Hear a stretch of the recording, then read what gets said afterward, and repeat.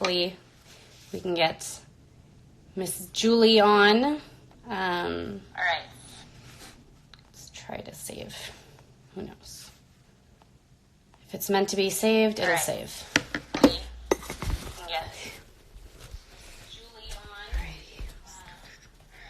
Okay, I see Julie is on. I see that she logged in. So I'll wait for her to send the request. Oh, there. View.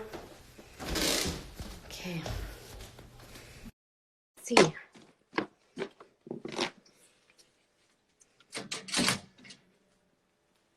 says waiting. Oh, hey. There she is. Good morning. Good morning. All right, let me set this. Oh man, I appreciate you doing this through Instagram. I know that you're mostly on Facebook, and so it means a lot that you'll jump on this platform here.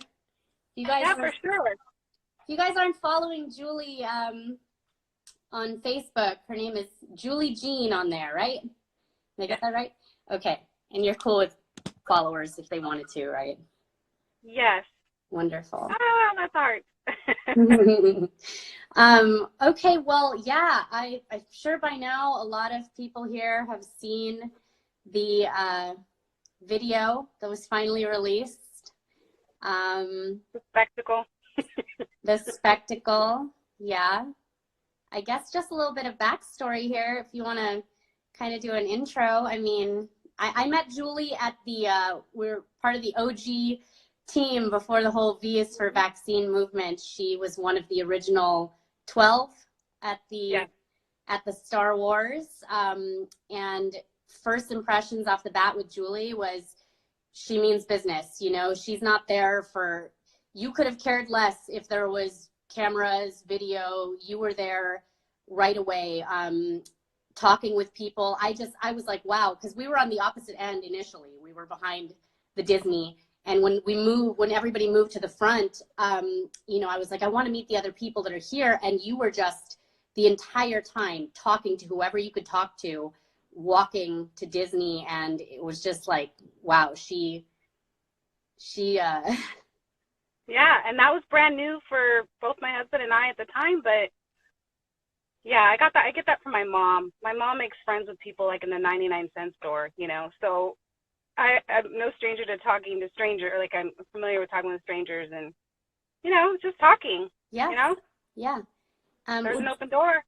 How long have you been, I guess, and you're in California, so she's one of the California warriors out there. She goes to just about every rally when she can. She's in Southern California, so it is hard for you to get up there to the Capitol, but you seem to make it when you can. Yeah, I've been there 5 times now. So, and the last time somebody paid my way, which is really nice, like I was in tears. Somebody just reached out to me, "Are you going?" I'm like, "No." And she's like, "What do you need?" I'm like, really? And she like, in 10 minutes had money on my Venmo. I'm like, wow. That's awesome. Wow.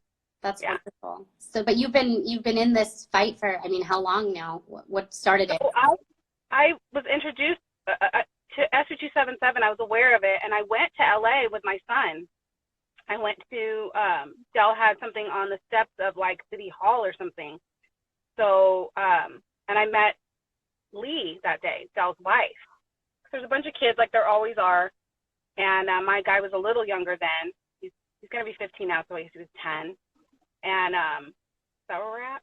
5 years ago? Yeah. Something like that. Yeah. Anyway, so the kids were like hula hooping and playing ball on the hills in front of the City Hall. So I went over there to let him play, and Lee was letting the kids play, and we got to talk. She's super, super sweet. She's like different than Dell.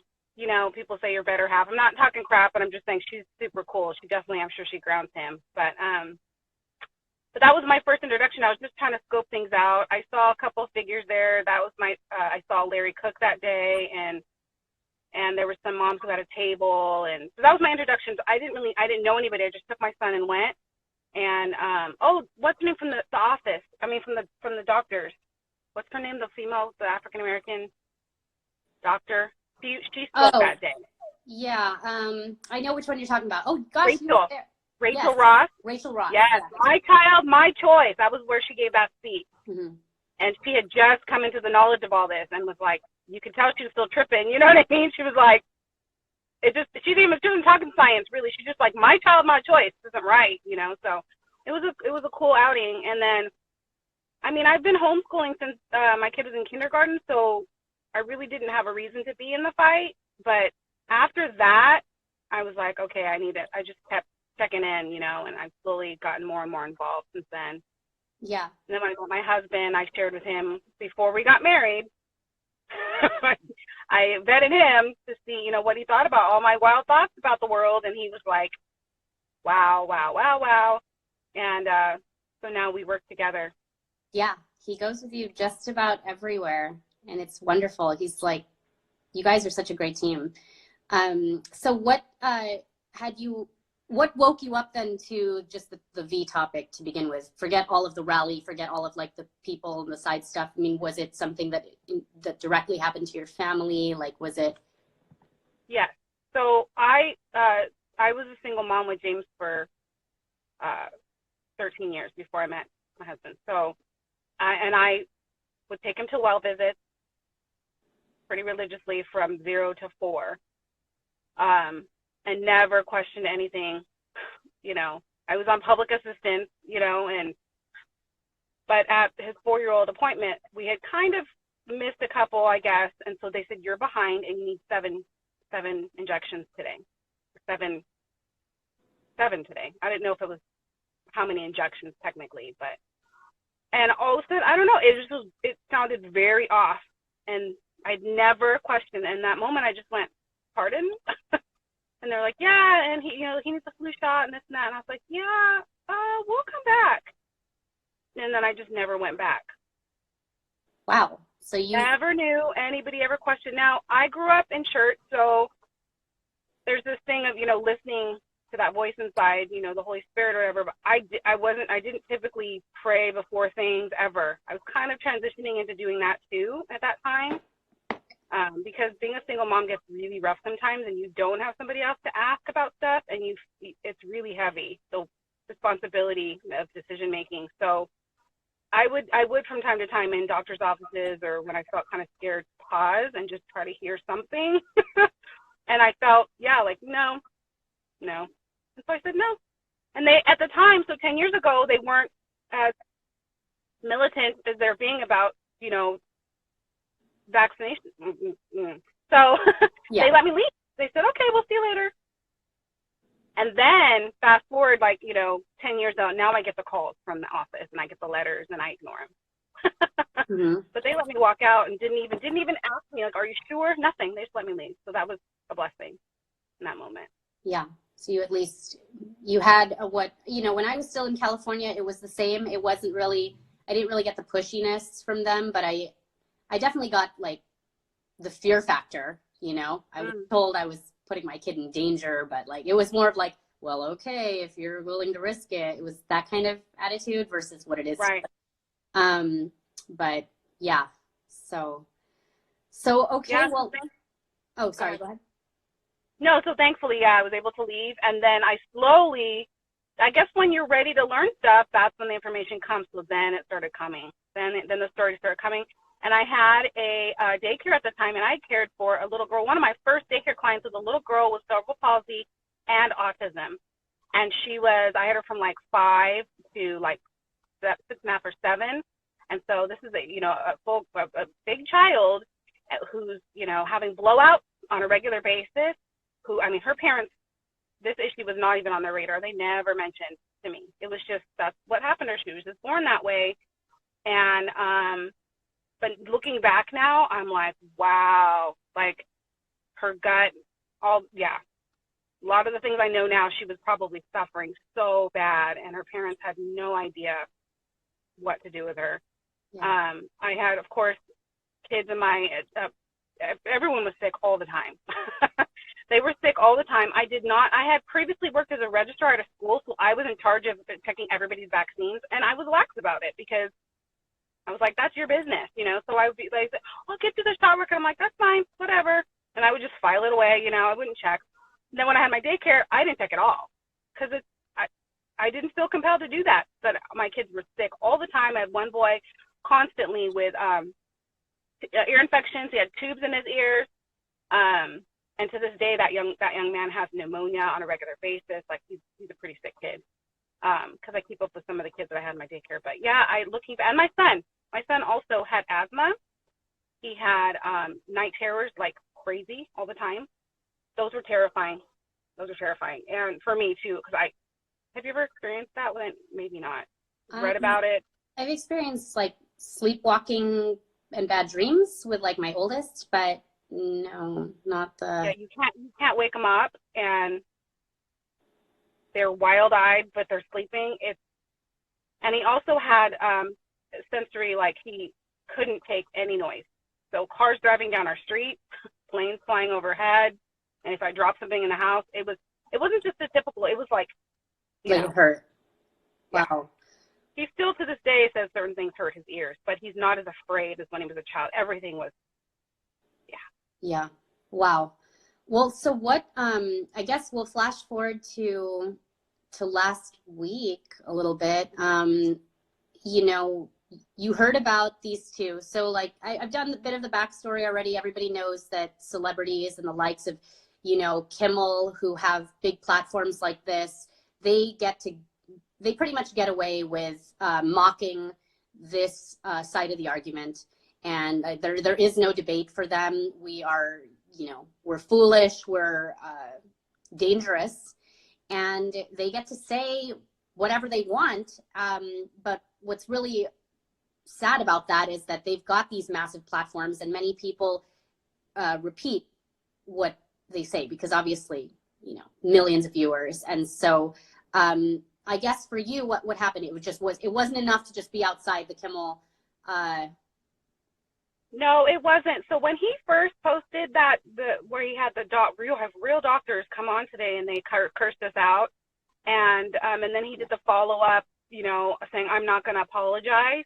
I was livid by those posts. I don't like being manipulated, and I feel for you that you have a child that was born with an ailment and he has to have heart surgery and everything. But we all have choices and we all make decisions. I have no idea how his wife cared for herself. I have no idea if that child was vaccinated upon birth like we all are. We don't have the whole story. So all I know is you have a child, they have this condition, it's on you. It's your responsibility. We all have to bear what happens to our kids, you know what I mean? And it's not anybody else's responsibility. So if he would have just said, my kid has this issue, guys, pray for us or something, not that he's going to say that, but I would have sympathy. But he was using that as like, so you all have to go back, get vaccinated to protect my kid. And I'm just not down with that. And then to insult us on top of that and curse at us and be so unprofessional. And so I posted on Facebook in response to him when he did that. And I upset some friends. I think I lost some friends over that post. People got on my inbox like, wow, this isn't like you. Like, you're normally really loving, like, because it was I like tore him a new one. And my one friend, a nurse, she asked me to take it down. And I was like, we've been friends since junior high, and you want me to take a post down about some talk shows that you've never met? Like, get out of my inbox. Like, that was a turning point in our relationship. We're not friends anymore. But yeah, I told Josh when he mentioned this thing, I was like, yeah, I got my own thing with Kimmel. Like, yeah, let's do it. Like, I remember that post. Yeah. Not okay. Yeah, and so it was you and Amanda, and you guys, I guess, got tickets prior to make sure that you could be there and be audience members. You were outside too, right? I don't think I saw you in the initial picture that he posted, but you were outside protesting. Yeah, when we arrived, it was funny too, because we said I thought at the last minute, I'm like, we need to make sure the people outside know that they shouldn't talk to us. And I hope that they don't get, like, so I text Josh, and I'm like, please tell them that we're not ignoring them when we walk by, like, just don't talk to us, right? And he's like, oh, yeah, totally. So I guess not all of them got the message. So we walked by a bunch of people, and they're like, hey, Julie, here. I'm like, sorry. Right. Like, people I love, I'm all, oh, my gosh, I'm dying right now. Yeah. So, anyway, we walked everyone else could probably see, like, whoa, they're talking to all those activists out there. Yeah, I just didn't even look at them. I'm all, what? And then we were trying to find where the studio, where to enter. So because of the red carpet event, they had erected these temporary like chain link with mesh over them fences, and the whole street was blocked off. So that red carpet event was like inside this chain link area with tents. Like you cannot see it, which you see in the video, them lifting the signs over those fences. So the access to get inside, they ended up redirecting the guests, the audience to the back, which is unusual. So Amanda and I were pacing outside like, where's the entrance? And finally we found it. And yeah, we found it. And then first thing they said was turn off your phones. And we're all, okay. Like, you know, we actually did. Yeah. And then we sneak to turn it back on, you know, whatever. But I'm sorry. No, I think everybody's kind of waiting for like the climax moment because. Yeah. We took our phones. Of course, you know, whenever activists get together, you're so excited to share, like, what have you learned recently and what you've been. So we're trying to talk about our lives, and we're like, let's call it popcorn, because, you know, so we're all, so yeah, popcorn, and then did you see the kid that got popcorn and da-da-da, whatever, you know, so we're talking and trying to be chill or whatever.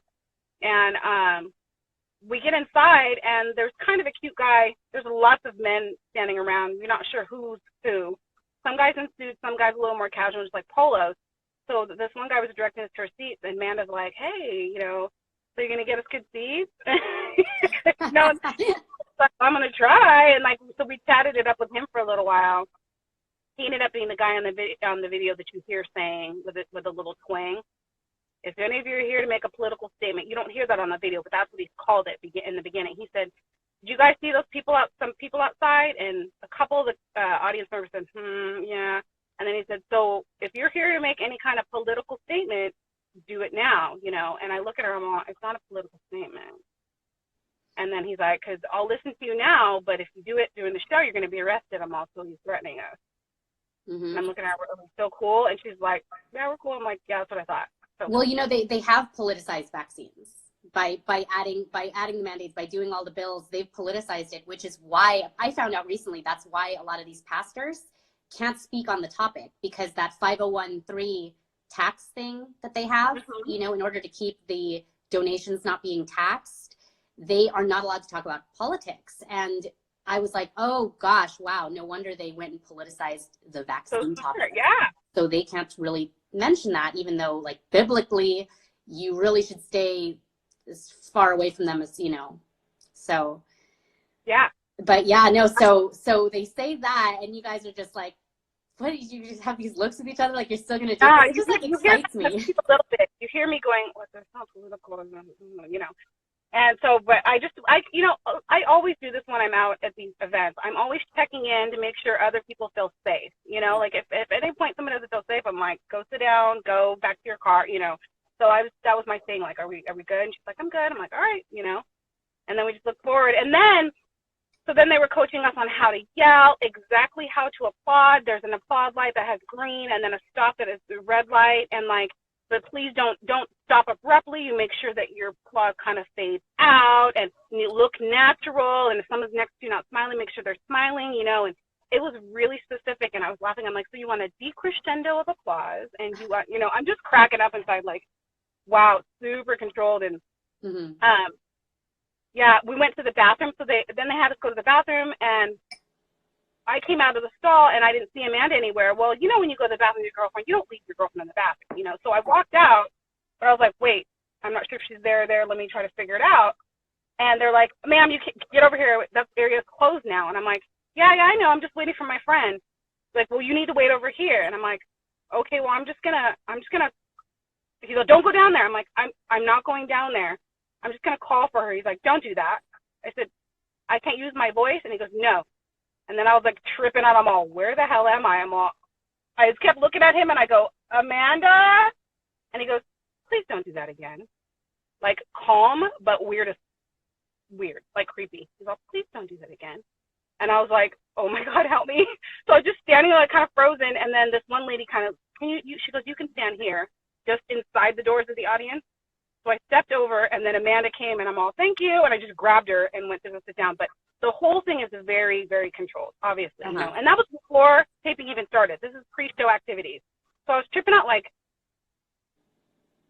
you know. Maybe already that vibe.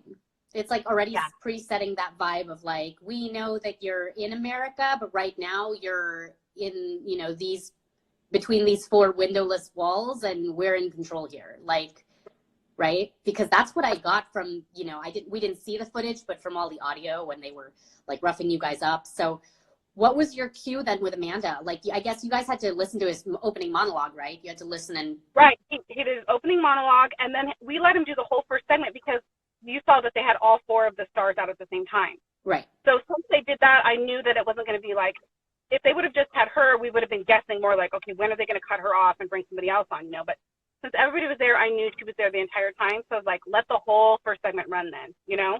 Mm-hmm. And then, so they're kind of invested a little bit, you know? And so the second segment, and I was like, well, we got to do it now because we don't know if there's really a third one because there's a musical guest, you know? So then it became a thing of me waiting for Kay Dell to be talking. Like, I didn't want to interrupt any other guests because I didn't want to be rude to the other guests. I like Adina Menzel. It's kind of funny. So I was like, wait for her to talk, you know? And so then Amanda basically was like, just tell me when. Just tell me, just say go. And, like, we were getting nervous, you know? And so finally, yeah, Kay Bell started talking again, and I'm all, go. And so, yeah, we just did it. And then, but prior to that, also Amanda said, when we're done, let's get the fuck out. Like, sorry, let's get out. Like, we're not going to let them, you know. And I'm like, yeah, you're right. Let's get out. And then at first we were going to stand and say it right away, but I said, don't stand right away. Maybe that'll throw them off, like trying to find where we're at if we're just yelling from the crowd. Right. So let's say it, sit seated, then stand up and run. So we did some variation of that. We might have stood up sort of mid-verse, mid-talk because we were nervous as heck. We said it. She started, and I didn't think she was talking loud enough. You hear me kind of cut her off and echo her message. So she said, vaccines cause injury and death. And then Kristen noticed right away, but there was still some talking and not looking at us. Not everybody stopped. So I said it again to make sure. And then I said my part. So stop discriminating against vaccinated children. Kristen. Yeah. And I looked at her, and I went, Kristen. And you see her looking right at me. I heard that. And then I stood up. So we stood up and we go to leave, and right away a guy, you hear him say, all right, you got to go. And he bear hugged me right away, like grabbed me. But this is in front of the studio audience. So I go, I know where the exit is. You don't got to touch me. That's assault. And he like let go. I had told her also, do not let them usher you through the bathroom doors, because the hallway to the bathroom doors, because that's the back side of the studio, the hallway. No. And that's what they did. They go right this way, come this way. And I said, nope, we know where the exit is. We turned, and then the chase was on. They basically were power walking to chase us. Oh, and then God. There was only two halls, one hall, and then left, and then you're free. And there's these two older gentlemen, one was black and one was white, but they were like 70. I knew they were not going to apprehend us. Not because they couldn't, because they look like nice people. So they're looking at us, and the guy behind us who ended up like doing most of the roughing up, he's like, don't let him out. And they're looking at him like, yeah, we're probably going to let them out. Do you know what I mean? Like, they're like, they didn't want to do, like, really? So he overtook us, and then he pushed them out of the way and stood. And he was a big guy. So he took up the two big metal double doors. His body was like the width of one door. I'm not joking. I can imagine. I feel like I'm imagining just like mafia style, you know? Yeah, he was in a suit and tie, a gray suit and a tie. Mm-hmm. So right away you hear him. I'm all, you're assaulting me. You're assaulting me. That's the one you hear. And right. But he's doing this football. You know, the football when you're doing that, he's doing that to me to get me back into the building. No. And I'm like, then I realized, no, don't. We're not going back in the building. So I see the door that he's not on, and I like get it open, and we get outside. But then you hear them. I don't know if you hear them, but they said, separate him. And I'm like, no, please don't separate us. You know, when you have 6 men around you, and they're like, separate them, take them to the building, it's just not cool. You know, your mind immediately goes to just to go really wrong. Mm-hmm. You know, I'm envisioning everything right now. Like, yeah, it could go really wrong. Like, I just wanted to be outside in front of other people. Like, that's fine. Let's deal with this, but like not inside the building. No, not with you guys. So we got outside, and there's female and male like workers. You know what I mean? They're not security, but they're like the attendants. You know, they're at each corner. So I can see people in the distance. And at one point I'm like, help, yelling to them, and they're like, shut up, you know. And they're, you know, get your hands behind your back. And you hear me, you're not a cop. You're not a cop. What are you arresting me for? You interrupted a show, which in my mind was like, you know how stupid you sound right now? That doesn't even make sense. That's not a thing. That's not a thing. And I'm trying to hold on to my purse. I'm trying to keep my clothes on me. You know what I mean? Like, you were interrupted. It just sounded so dumb. But it was, at the same time, they're, like, being really rough with us. So it was weird, like, that juxtaposition of you're not making any sense, but you're also kicking my ass right now. Like, and I'm trying to be rational and be rational with irrational people. Mm-hmm. Mm-hmm. Like, you have no right to do this. You're assaulting me. This is assault, you know? Anyway, and then at So, one like, is point, there a law on that? Is there a law that if you interrupt? he tried to say later on, yeah, FCC. He said it's an FCC, it's a federal offense to interrupt a live broadcast and he's all per F, and he's looking around. I'm on FCC. But that wasn't it. When the cops came, that wasn't it. Because it's not live. So even if that really is a thing, that's like going and running across the Super Bowl naked. That would be, you know. This and is not the irony in that their rhetoric has interrupted the lives of thousands of parents all over California. Like, thousands of parents you guys have interrupted. First of all, are you physically okay? They pushed your face against a brick wall. I am now. I know. I told that to someone, and they're like, your face looks fine. It's been really interesting, some of the responses. But I'm all, yeah, my face looks fine, because as soon as he did it, I went, oh, like, pulled my body back. Like, you're not going to grind my face. But my shoulder, I discovered this morning. I was like, what's on my shoulder? And I thought it was dirt. It's a scab. So my shoulder was still on there. Got the and, yeah, got it. But my face didn't. And, yeah, and then same with my arm. I thought he was going to break my right wrist because I was trying to hold my purse and keep my clothes on, and I was handcuffed at that point. And he was pulling my arm and still wrestling me around with my hands halfway up my back. So my right arm, I couldn't bend it the next day. Like, it was really kind of bad. So now it's just sort of touched, but the swelling has gone down. And it was not, it was. But you know, when you're getting, it's just like when you're little and I got spanked as a kid. You instinctively try to do protective, you know, like, okay, wait, oh, you're going to break my arm. Okay, wait, let me, you know, adjust so I don't get my arm broken, you know. Let me move my face back so I don't get it ground into the brick here. Yeah. Wow. What happened to that? Well, brave. So brave. I mentioned before, you know, I grew up with 3 brothers, so I've gone toe to toe with my brothers, you know what I mean? I've been punched many times, you know, but that's one thing. Having complete strangers, like, you have no idea, like, what their limit is, you know. And there was another guy, an older white gentleman, my height, you know, and it was about the 10th time that I said, you guys are assaulting us. You're assaulting us, you know. By the time they tried to walk us away from the studio, and he's like, you haven't seen assault, like, in my face. And I was like, wow, that's an interesting statement, you know. That was the only moment I was tempted to retaliate back. I honestly thought about biting him in the face. I know that's really bizarre, but, like, again, my arms were, like, behind my back. I have these people holding me, and he's in my face. I'm like, you better get out of my face. You're in a dark corner. There's no cameras, and you know, clearly it's a studio setup, so they can fix whatever they want. Yeah, everything back there is enclosed. That fencing is everywhere. It was the back lot at that point where they had, like, they have the temporary stage, but it's all dark. It's pretty much dark back there, you know. With a little few spotlights off in the distance, so nobody, you know. Yeah, but I'm so thankful to God that I didn't. Like, we could have punched people, kicked people in the balls, stepped on toes. There was times that I could have gotten a hit or something, but that would have just really got my ass kicked. I know that would have set them off.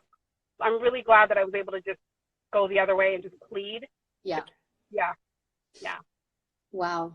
And yeah, I guess response wise, what have you, I haven't really seen too much of a response through Facebook, but Instagram, you know, it's like, that was brave, what you guys did. When else are we supposed to call these people out? Like, it's not like you can go to their homes, you know, it's not, when else? I mean, maybe at a movie premiere next? We had a red carpet at the movies, because whatever, you know. Where are they? Right. They're just like our legislators many times. They're protected. They keep themselves from us. I mean, like Gavin Newsom, he didn't even open his door for the whole week when we were there. Like, Yeah. If they want to be seen, they're not seen. So one of the producers of the show came up to talk to us, and he said, I appreciate your belief. And right away, they're not beliefs, dude. Like, so I'm like trying to be cool because he was the one who was going to decide if we got arrested or not. Once the cops showed up, again, they still had us cuffed, and I said, can you take these cuffs off? They said, no. I said, why? He's like, you're being detained. I said, for what? He's like, probably trespassing. No. You, as a police officer, are here now on the scene. You're in charge of this thing. You don't even know what you're detaining me for. Probably trespassing. So again, right away, I'm like, oh my gosh. But at least they weren't like beating us up anymore. So I'm like, okay, you know. So the whole like interrupting a live broadcast, that went away. That is not a thing. Yeah. So they're just pulling stuff out of there. You know what? Right at this point. Like, so it was all hinging on whether the producer and Jimmy would say yes, they were trespassing. Which again, we would have been able to fight in court because we weren't. We had tickets to be there. Yeah, you had tickets. Whatever. So the producer comes out and says, I appreciate your belief, but you can't do this. You know, you can't do this here. And he's like, if you guys come back, please don't do this again because we will have you arrested the next time. And I was like, we're not coming back. I said, this is a one shot. And he goes, yeah, you're one shot of fame. And I go, no. No, because they're going to edit it. It's not like they featured it in the live broadcast, supposedly, right? No. This was to talk to Jimmy. I said, if he would have a conversation with us, and then the producer cut me off. He's like, he's not going to talk to you. I said, not right now. I said, but if he would have a real conversation with us instead of putting a target on our kid's back, you know, like, we wouldn't be here. Like, exactly. Be here. But exactly. He's not having a real conversation about this, and so it's not there. And so the guy he's like, well, you know, he said, he's in a weird position. You know, he works for Disney. He works for ABC. I'm like, so you're saying he has to say those things? He's like, so you try to say like that, all that stuff comes from the top, which I don't buy, but. I don't either. And I think, you know what, when he did, because he's done a few bits against the parents that are anti-poison. And one of the bits that he did with the doctors, where the doctors were pretty much telling us to vaccinate our kids, right? After that, and he also made a mention, he's like, if you don't want to vaccinate your kids, that's fine, but you're never allowed to go to the doctor. You can't go to a hospital. Like, right. Mixing the two things, mixing medicine and vaccines, and we know that they're not the same thing. So after that, I noticed all over the internet, those seem to be the talking points of all the trolls. I heard it. It's like I never really heard it the years prior. Like, you're not allowed to go to a doctor then. You can't go to a hospital. What, really? So, like, if my kid were to break his arm, or if we needed actual surgery that had nothing to do with immunizations, we're not allowed to be there. Like, it was only after that I heard that same sentiment. Yeah, and it's a malicious argument. It's false equivalent. Like, there's a couple of fallacies going on there. And the thing is, the funny thing about that is, we don't go to the doctors. We'll put that out like it's a threat. I'm like, I haven't been back since my kid was 4. Right. We have to pay for the health insurance. They're freaking forcing us to pay for it. Yeah, we pay into your guys' system, but we don't even use it. We don't use it. Yep. And when it doesn't work out for you, your people from your camp are on our holistic thread talking about, okay, what do I do now? My kid had a reaction, you know. So, all right. And pretty soon, parents are going to be paying for the education system that their kids are not allowed in. So, right. These parents that have pulled their kids out are getting hit twice. And so, yeah, when else, right? I mean, for the people that are like the naysayers, they're like, oh my gosh, but you know, you deserved it, or why would you even think that you could do that, or that's acceptable? Just when else are we supposed to call these people out? You can't call them out even on Twitter. Play stupid games, win stupid prizes, all that. I saw a lot of the abusers came out to support, and I was like, yeah, I see you, abuser. I see you. But the thing is, Talia, do you remember Disneyland? That started with Disneyland. If I saved up all my money to go to Disneyland and I had to walk by protesters, I would be so mad. I was like, first of all, if you got to save up all your life to go to Disneyland, don't go to Disneyland. Right. Like, Disneyland ain't for you, because it's not worth it, by the way. What are you bringing your peanut butter sandwiches in? Like, stay home. Right. And entertain your kids. Right. Not only that, but on the way to Disneyland via if you're taking the 15 or the 5, you'll pass at least 3 billboards that are promoting vaccines. I'm like, On your way to Disneyland, you're going to see the promos for this anyway. Did you go to the grocery today before Disneyland to buy your drinks that you're going to sneak in? There were flu shot signs everywhere. So like propaganda is all around us. Our side is combating the propaganda. Like what people don't realize is if this wasn't being forced on our kids, at least 90-something%, I want to say, would just be like quiet about it. You know, the only reason I got vocal was because I got booted out of California. Right. You know? I know. Last time somebody said something in Hollywood to Robin and my husband, and he said, it was actually one of the activists. He said something about, she was joking, but like, how fun is this? And he goes, I'd really rather be anywhere but here right now. Like, I would rather be doing anything but this. Like, and of course he was worried about me being inside. So he was in a different mindset, you know. He was like stressed to the max. So, the same thing at Comic-Con. There was a couple of people in the crowd. Well, you know how it is, mixed support and not support. And there was a couple really sweet people. Like one person went up to him and like whispered, "Hey, shift your legs, it'll help." And another lady's like, "I know you guys are hot under there," because we had those masks, the Guy Fawkes masks. So there was some sympathy and some people reaching out, you know. And but it's like one of the people I talked to at Comic-Con, I said that to. There was a guy I talked to for like 15 minutes. I think there's a picture of us, a young guy. And at one point I just stopped. We weren't debating because I don't debate with people. People always want to start with, what's your point? What's your talking point? So what's your argument? And they have that energy, and I'm all calm down. Oh, there was that one kid that was like in your face for a good 30 minutes. Yeah, are you talking about Comic-Con? Yeah, the Comic-Con one. Yeah, he's seen for a long time. Yeah. But finally, it gets to a point where I go, do you think we want to be here right now? I'm like dripping sweat under this mask. It's really hot. I said, none of us want to be here. This is not fun. This isn't fun. And he kind of looked at me and he's like, yeah, I guess that makes sense. Wait a minute, Julie. A couple of times. Are you saying you don't get paid for your activism? Are you saying that this isn't a paid gig? Yeah, of course we heard that. Yeah, and I hear that all the time. Like, who paid for this? This is too professional. I'm like, you can buy these at Kinko's. And we all pitched in, yeah. Right. We all pitched in. We're a bunch of moms. Well, what organization is this? I don't know any of these people. I met them today, you know. I know a couple of them. I know the organizer. So, but yeah, you know, like, I don't get two parts to this thing, and I've heard this before, like, who would choose this life?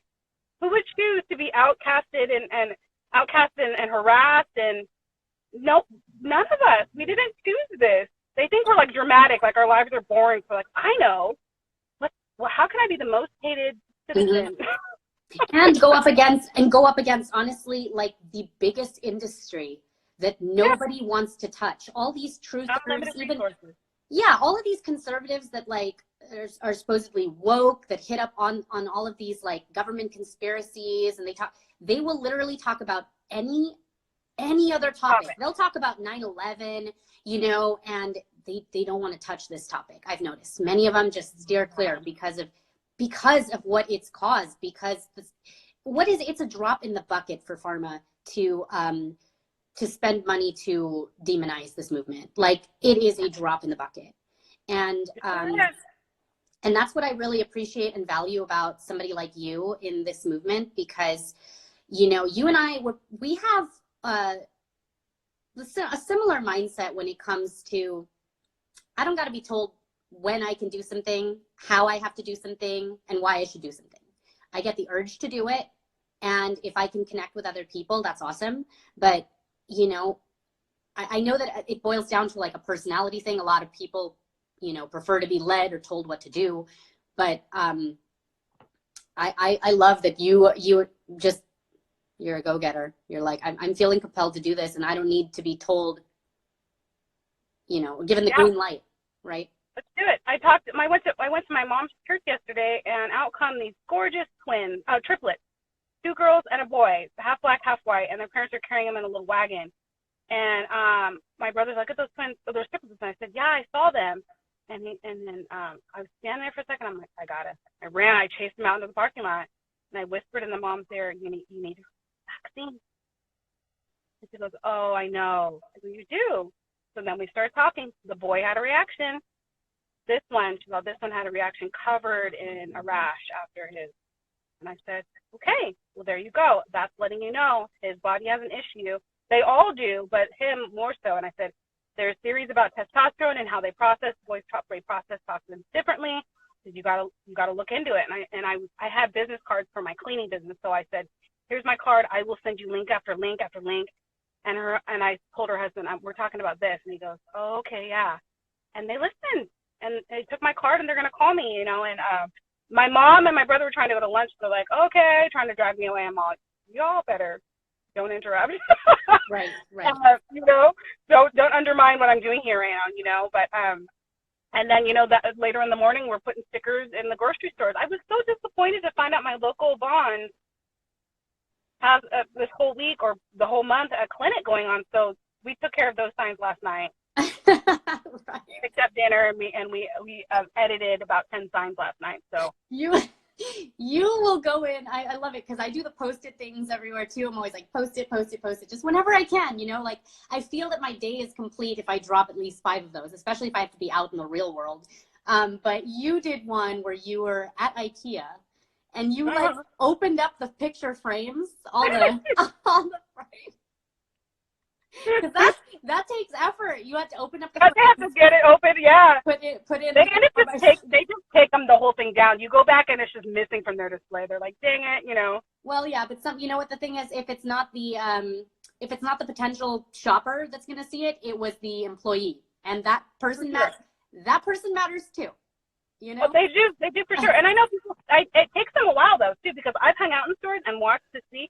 Last night in Vaughn, the pharmacist was closing up when we were doing this. We're right outside. She's got the door closed, and I could hear her working back there, and we're covering all her stuff, you know.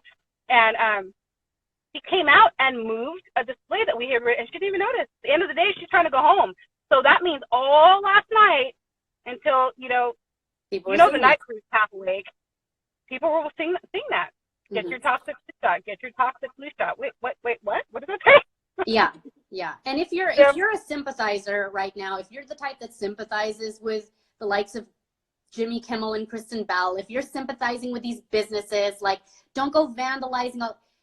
They are poisoning our children. They are vandalizing our bodies. Okay. I'm done with people that are like, it's a lot lately. Oh, no, I'd rather sympathize with the 80-year-old man in San Diego they just took out with the triple strength flu shot. I'd rather sympathize with him and his family that he was robbed, you know? Because my mom's 70 and my mom's in great shape and she'll be in great shape at 80. And my grandparents didn't pass away until their 90s. So that man was robbed, no doubt, you know? Yeah. And thankfully my mom, she's not active in this, but she does not get any of them shots. She doesn't get those shots. And she's, you know, she does what she can. She power walks. She'll exercise in the line at the credit union. She'll be doing like leg lifts. And she's adorable. She's like your dad, like so precious, you know. And I'm so grateful for that. She will not be robbed. That man in San Diego, I know. Oh, and of course the narrative is what? Oh darn, he got the flu shot too late. Or he didn't get the second dose. There's always something. Yeah. It wasn't your shot. It wasn't your barely tested triple strength flu shot that you guys are trying now. Yeah. Not cool. We wake up who we can. You know, every person is an opportunity and it doesn't have to be done online. It doesn't, you know, I feel like what you ladies did on Thursday, you know, game changer. It's a game changer because when you see these people out in public, even if these politicians have already been bought, you know that their pockets have been lined, you know how they're going to vote, and that going to the Capitol may or may not make a difference in that bill. We need to start calling them out. And they are only human beings. They're only human beings. You know what I mean? Were you there when I asked Lorena, why are you laughing? What's so funny? Was it the main, you know what, first I saw the main one. It was the appropriations. It was when they introduced Latinos for medical freedom. That was when you were wearing the I Survived the Measles top? Yeah, I'm wearing it today too. Oh, nice. I was, I was not at that one, but I was watching it, and I did a live like the day after. I was at the one prior, so I didn't see. I wasn't physically there when she talked to people in that way, because I can't even imagine how you guys felt in that room that day. The day that she said it was perceived medical condition. That was her response to me. That was her response to you. So this is the thing. That's when it clicked in my brain. Prior to that, I'd gotten a couple of those meetings, you know, the health committee and this and that. And every single time, everybody was so afraid to move, to breathe. They said to us at one point, "You can't lift your hands. Don't lift your hands." I go, "Why?" So you're blocking the person behind you. That person's my friend. I'm not blocking her. We're all together. Right. So I was like, we're lifting our hands. So we had tape on our hands, you know. They are reaching. I slowly started watching the way they were. It was kind of like at the Kimmel show. Don't use your voice. I can't use my voice. Don't do that. Like, you don't even make any sense right now. Like, no one can tell somebody else to not talk like that. We're not in prison. Yeah. So, and we pay for that building. We pay for those seats. We pay for that microphone. It just, what are you going to do? It just it didn't make any sense. So that day I was like, it finally clicked. Like, what are they actually going to do? I'm going to see. So, plus the fact that she literally was laughing at them. I didn't know if it was nervous laughter, because I was posted up like a bulldog on my seat. Like, I'm not even kidding you. I was sitting on the edge of my seat, and I was looking at her like, I was like, and the lady sitting next to her kept smacking her in the shoulder, kept smacking her like, "Do you see this crazy lady looking at you?" And Lorena's trying to play it off like she doesn't notice that I'm looking at her. And I go, "Yeah, you." I was like, "Yeah, you." Yeah. Like, what am I going to do? You know what I mean? But I was just like, I'm watching your conduct. That's what it was. But it was also giving a very intimidating vibe. I was trying to channel my daggers, you know. And then all of a sudden I see her start laughing, and I'm like, "Oh, heck no." So I was like, "What's so funny?" You know? And then Lyra was like, "Yeah, why are you laughing?" And it something clicked. Everybody was like, "We're done." And then she looks at the sergeant of arms and is like, "I can't conduct this meeting like this." And he looks at me and he goes, "Calm down. Like, I don't want to have to kick you out, or maybe I'm not gonna kick you out. Just stop, you know." And everyone saw that. Everyone saw, like, she can't do nothing. She's, you know, I called her on her bluff, you know, and she's just a human, and she needs to conduct herself right. It gave everybody perspective. Like, wait a minute, she's not in charge. She's not. This is her meeting, but that doesn't mean she can laugh at us. She's not gonna. We didn't get kicked out. Yeah. So that was for me important, but it was also important for everybody to see, like, no, we can do this. Like, we can disobey. Yeah, I think her the way she conducted herself that day really put a nail in the coffin for her, honestly. Because there's some people that, okay, cool, now my kids are not even allowed to attend school. I got to homeschool now. Like, there are some moms out there in San Diego that are making it their mission to make sure that this woman just doesn't get reelected. Like, forget the V topic. Just, we cannot allow somebody like this to operate in that kind of, have that kind of position and that kind of office. She works for the people, and I'm disgusted. A lot of them were just on their phones. You got parents that came out, it took them hours to get there, and they're just like on their Twitter accounts while people are sharing these stories. It's disgusting the way that they're treating us. So really, that doesn't make any sense, her responding and saying that, you know, I had told her, you need to let the moms say that they're moms, because that is their job, and people were supposed to be saying their name and their affiliation, their job, you know. And she goes, I'm letting them say that they're moms. I just don't want to hear about their perceived medical issues of their kids. And how can you say it's perceived when they've already been paid like $4 billion? Like, vaccine reactions, severe adverse reactions are acknowledged. That's not the part we're making up. It's how frequent they are, I guess, and, you know, what they are. But so you can't say they're perceived. Like, there's however many of us in this room, at least two of us have to be, by your guys' numbers, have to be real stories. Do you know what I mean? Yeah, yeah. So they don't make sense with, you know, we know vaccines do cause reactions, but they just didn't cause all of your reactions. Like, you know what I'm saying? Just double speak, you know, and yeah, my thing is, both in the movement and out of the movement, what you do and what you say needs to be consistent. And if you're shady, I'm going to say something. It's done. Yeah, we're done. We're done. We're done here. I mean, you know, yeah, I think that for me, it just got like the wheels turning, you know, okay, what else, who else, what we're doing. Yeah, it's enough. And it's not saying that like how some people just want to silent advocate, and that's great. But yeah, it is great. But you know what? Oh, these celebrities, you know, they're already censoring us on the internet. So what do they expect? What do they expect next? I can't believe the messaging when you try to join like your group or any group. Somebody invited me to Dr. Shiva's group, and I got that message. This group discusses vaccines. Would you rather go to this? I'm like, are you kidding me right now? Yeah, it's happening. This is a PhD in biology. There's no other higher education. So, but he's going to be talking about fake news? Fake news. Nah, dude, I'm not here for that. So, yeah. And he had a sentiment last week. I didn't get to watch his full video. I really admire him. But he had a bit of a sentiment last week too in regards to taking charge, and that, you know, like I think a Q&A that he wanted to do was kind of shut down. And it's like, when else are we supposed to have these conversations? Like it doesn't take getting approval from any person out there. Even if you admire that person, you think that they're a leader. If you want to have a conversation and set up a Q&A, and I just feel like,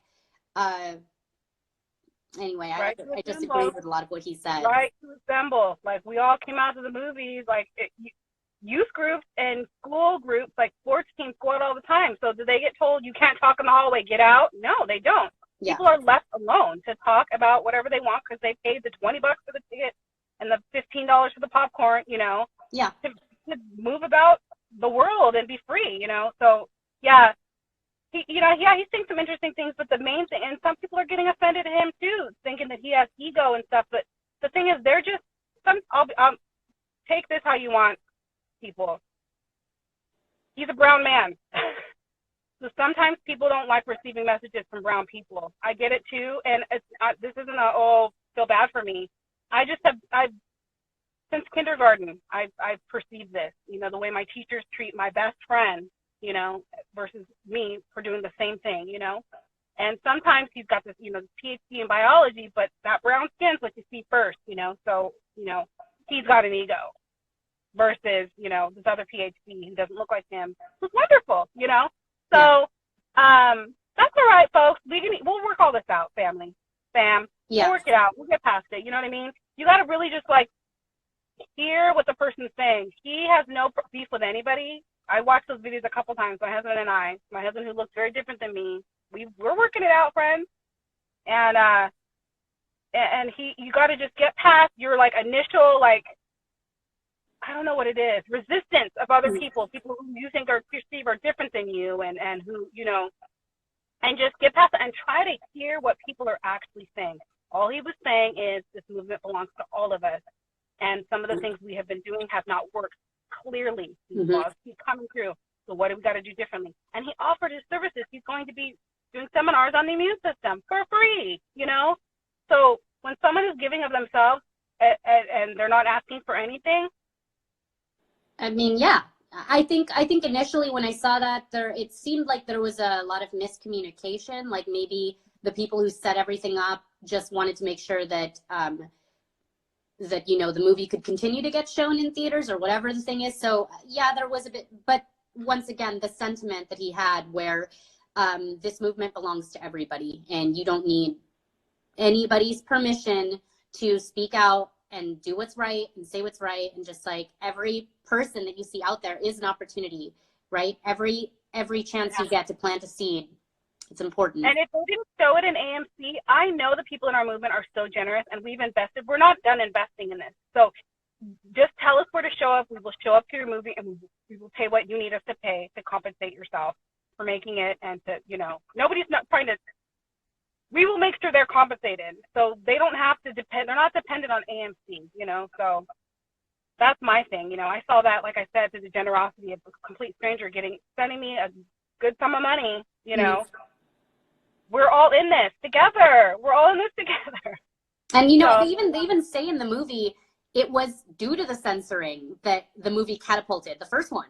It was because of the censorship that the movie catapulted. So the more attention that you're bringing to something like this, like they know that, they have to know that it's only going to generate more interest. But yeah. And, so yeah, but once again, girl, I applaud your efforts, and I'm excited to see what you come up with next, because I know that you got the wheels and turning. I'm watching, the editing of the flu shot stuff in stores, I got that from somebody else. I saw somebody else do that. I was like, oh, I'm going to do that.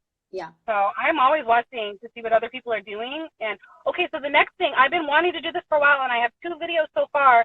Somebody just mentioned it in a thread.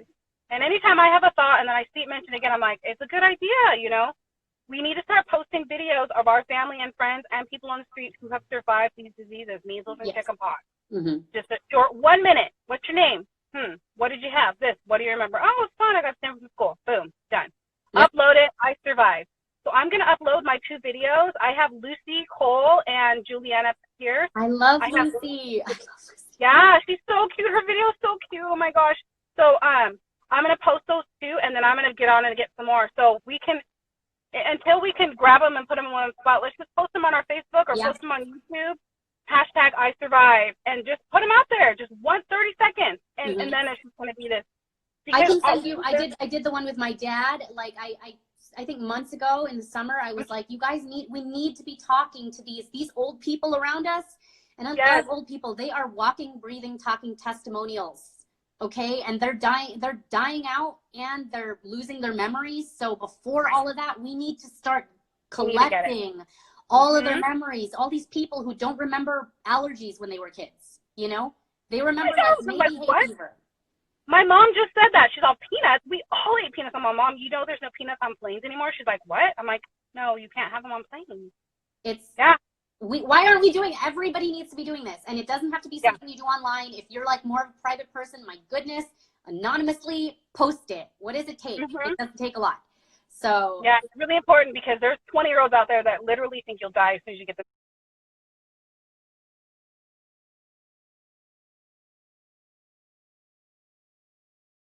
measles, and they need to know. and they're not okay, like they're not afraid of all these STDs. It's crazy.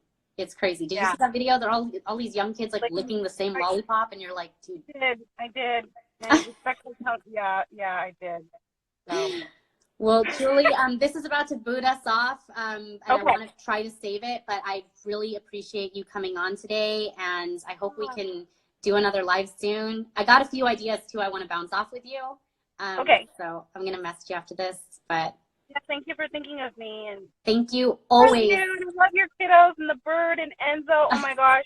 The bird and your daughter and Enzo give me life, and I'm telling you, Enzo's eating something. Enzo's eating something. My family's all, and my husband and my kids come to the phone. They're like, he is? And we're all watching Enzo. I love it. I love it. All right. Well, I love you. I love your activism. We applaud you, and you have so much support. Forget the naysayers on here. You got so much support, girl, and that was powerful what you did last week. So I appreciate Take care. you. All right. Take care. Bye.